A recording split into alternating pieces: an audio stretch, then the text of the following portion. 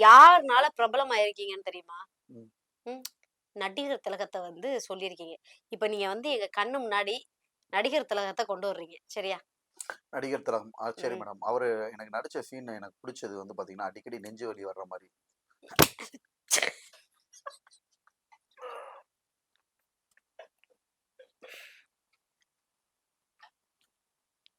வந்துருச்சு நெஞ்சு வலி. எப்படி மேடம் இருந்துச்சு? எனக்கு நெஞ்சு வலி. நடிகர் ஏன் திலகம். நடிச்சு காமிக்க சொன்னா ஏன் வந்து அந்த மனுஷன் அது இருந்திருந்தா ரொம்ப கஷ்டமான சீன் மேடம். அந்த மனுஷன் இப்ப இருந்திருந்தான்னா என்ன பண்ணியிருப்பாரு தெரியுமா? ம். அவரும் நெஞ்ச பிடிச்சுக்கிட்டு உட்கார்ந்திருப்பாரு இத பார்த்துட்டு. ம். ஏதாவது வேற ஏதாவது டயலாக் பேசலாம். இல்ல வேற இல்ல ஏதாவது இதுதான் கஷ்டமான சீன் மேடம். மக்கள் வந்து நம்மட்ட ரசிக்கிற ஒரே நெஞ்சு விஷயம் வலி வந்தா தான் எல்லாரும் புடிச்சுக்கிட்டு உட்கார்ந்துருவோமே. அப்படி இல்ல மேடம். அதான் அத நான் ஆக்ஷனா நடிச்சு காட்டணும் இல்லையா? ம். ஆக்ஷனா ரைட்டு. நடிச்சு காட்டுறது ரொம்ப கஷ்டம். இந்த சீன்லாம் வந்து பாத்தீங்கன்னா, அதனால தான் அவர் மாரி எக்ஸ்பிரஷன்ஸ் யாரும் குடுக்க முடியாது. சரி. அதே எக்ஸ்பிரஷன்ஸ் தான் நம்ம குடுக்குறோம். அதுக்கப்புறம் வந்து பாத்தீங்கன்னா, கர்ணன் படத்துல ஈட்டி குத்திரும் பாருங்க.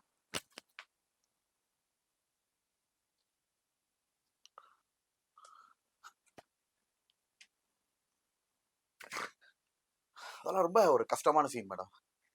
ஈட்டி. குத்திரும். அந்த கர்ணன் படம் இருக்கு இல்லையா? குத்திருச்சு.